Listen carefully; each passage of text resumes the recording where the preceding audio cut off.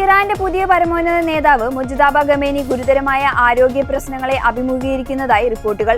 ഫെബ്രുവരിയിൽ പിതാവ് ആയത്തുള്ള അലി ഖമേനിയുടെ മരണത്തിനിടയാക്കിയ US-ഇസ്രായേൽ വ്യോമാക്രമണത്തിലാണ് മുജ്തബയ്ക്കും പരിക്കേറ്റത്. മുഖത്ത് ഗുരുതരമായി പൊള്ളലേറ്റതായും ഒരു കൈ ശസ്ത്രക്രിയയ്ക്ക് വിധേയമാക്കിയതായും റിപ്പോർട്ടുകൾ സൂചിപ്പിക്കുന്നു. കൂടാതെ ഒരു കാലിന് 3 ശസ്ത്രക്രിയകൾ കഴിഞ്ഞതായും നിലവിൽ കൃത്രിമക്കാൽ ഘടിപ്പിക്കാനുള്ള തയ്യാറെടുപ്പിലാണ് അദ്ദേഹം. മുജ്തബ ഖമേനി മാനസികമായി ആരോഗ്യവാനാണെങ്കിലും ശാരീരികമായ അവശതകൾ ഭരണപരമായ കാര്യങ്ങളിൽ നിന്ന് അദ്ദേഹത്തെ അകറ്റി നിർത്തുകയാണ്. ഇത് ഇറാനിലെ പരമ്പരാഗത ഭരണ സംവിധാനത്തിൽ വലിയ മാറ്റങ്ങൾക്ക് കാരണമാകുന്നു. ആഭ്യന്തര കാര്യങ്ങളിലും വിദേശ നയങ്ങളിലും ഇസ്ലാമിക് റവല്യൂഷണറി ഗാർഡ് കോർപ്സിന്റെ സ്വാധീനം ഗണ്യമായി വർദ്ധിച്ചിട്ടുണ്ട്. അധികാരം ഏറ്റെടുത്ത ശേഷം അദ്ദേഹം ഇതുവരെ പൊതുവേദിയിലോ വീഡിയോ സന്ദേശങ്ങളിലൂടെയോ പ്രത്യക്ഷപ്പെട്ടിട്ടില്ല. തന്റെ ബലഹീനത പുറം ലോകം അറിയാതിരിക്കാനാണ് ഈ നടപടിയെന്ന് കരുതപ്പെടുന്നു.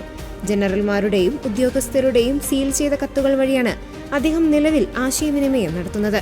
മുൻ അലി ഖമേനിയുടെ കാലത്തുണ്ടായിരുന്ന കേന്ദ്രീകൃത ഭരണത്തിന് പകരം ഇപ്പോൾ ഒരു ബോർഡ് മാതൃകയിലുള്ള ഭരണമാണ് ഇറാനിൽ നടക്കുന്നതെന്ന് രാഷ്ട്രീയ നിരീക്ഷകർ വിലയിരുത്തുന്നു.